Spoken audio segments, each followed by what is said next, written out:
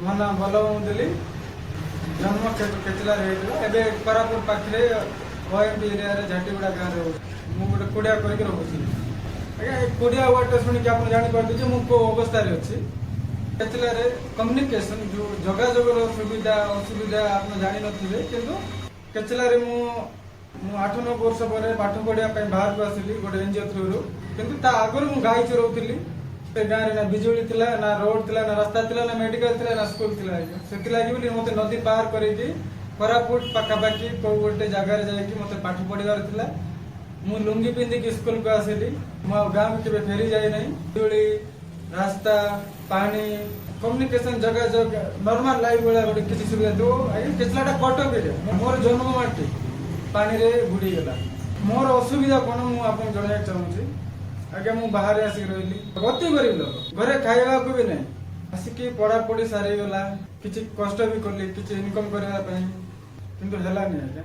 ସରକାରୀ ଜାଗା ଉପରେ ଯାଇକି ରହିବାକୁ ଚେଷ୍ଟା କଲି। ଗୋଟେ ଦିନ ଆସିଲା ସେଇଠୁ ବି ମୋତେ ସରକାରୀ କର୍ମଚାରୀ ତାଙ୍କୁ ଗୋଟେ ଲେଟର ଦେଲି ଆଜ୍ଞା। କଲେକ୍ଟରଙ୍କୁ ମୁଁ ଲେଟର କଲି ଯେ ସାର୍ ମତେ ରହିବା ଭଳିଆ ଜାଗାର ବନ୍ଦୋବସ୍ତ କରାଯାଉ, ନହେଲେ ଅଲଗା କୌଣସି ଜାଗାରେ ଗୋଟେ ଘରର ବ୍ୟବସ୍ଥା କରାଯାଉ।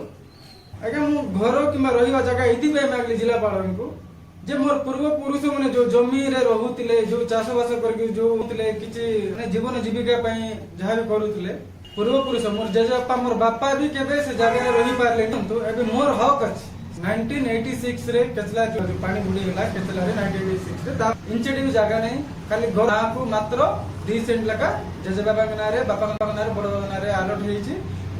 ତ ଆମେ ଜମି ହରା, ସେଥିପାଇଁ ବୋଲିକି ମୁଁ ସେଇ ହିସାବରେ ହୁଏତ କଲେକ୍ଟରଙ୍କୁ ଦରଖାସ୍ତ ଆପ୍ଲିକେସନ ଦେଲା ପରେ ଦରଖାସ୍ତ ଦେଲି। ଆଉ ଦରଖାସ୍ତରେ ଲେଖିଥିଲି ଯେ 3 ସେଣ୍ଟ ଜାଗା ଦେଲେ ବି କୁଡ଼ିଆ କରିକି ରହିଛି। ପ୍ରଥମେ ଆମର ଲୋକାଲ ଯିଏ MP ନେତାଙ୍କୁ ବି ଆଜ୍ଞା ମୁଁ ଲେଟର କରିଥିଲି, ତାଙ୍କୁ ହ୍ୱାଟ୍ସଆପ ବି କରିଥିଲି, ଇମେଲ କରିଛି, କୋରାପୁଟ DMକୁ ଇମେଲ କରିଛି, ଟ୍ୱିଟ୍ ବି କରିଛି, ଏମିତିକି CMOଙ୍କୁ ବି ମାନେ ମୁଁ ମେଲ କରିଥିଲି। କାହାର କିଛି ରିପ୍ଲାଏ ଆସିଲାନି ଆଜ୍ଞା। କିନ୍ତୁ ରହିବା ପାଇଁ ଜାଗା ବି ମିଳୁନି।